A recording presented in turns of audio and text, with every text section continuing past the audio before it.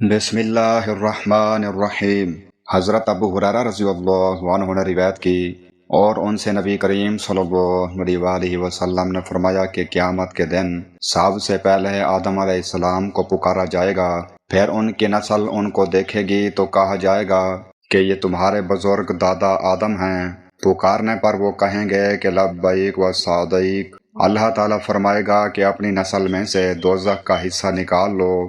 آدم علیہ السلام عرض کریں گے اے پروردگار کتنوں کو نکالوں؟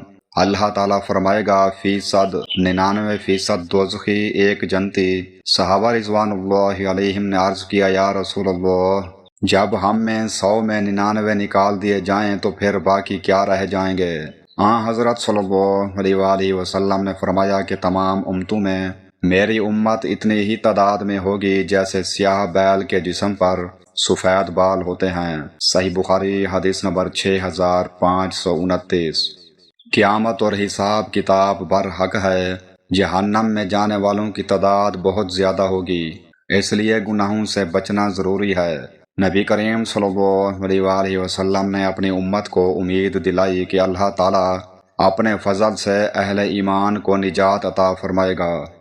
حضرت ابو ہریرہ رضی اللہ عنہ سے روایت ہے کہ رسول اللہ صلی اللہ علیہ وآلہ وسلم نے فرمایا، قیامت کے دن لوگ پسینے میں شرابور ہو جائیں گے اور حالت یہ ہو جائے گی کہ تم میں سے ہر کسی کا پسینہ زمین پر 70 ہاتھ تک پھیل جائے گا اور منہ تک پہنچ کر کانوں کو چھونے لگے گا۔ صحیح بخاری حدیث نمبر 6532۔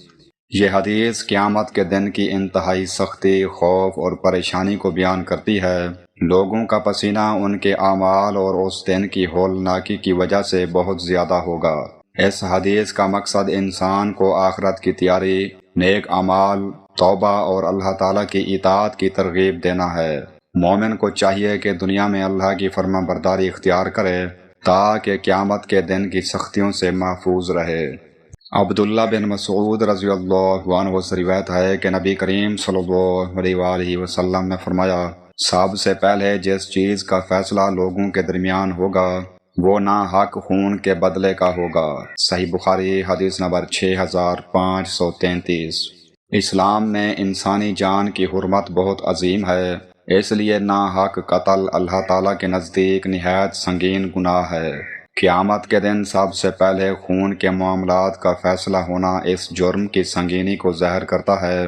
ہر مسلمان کو چاہیے کہ کسی کی جان، مال اور حقوق پر ظلم کرنے سے بچے، کیونکہ اللہ تعالیٰ ہر ظلم کا انصاف فرمائے گا۔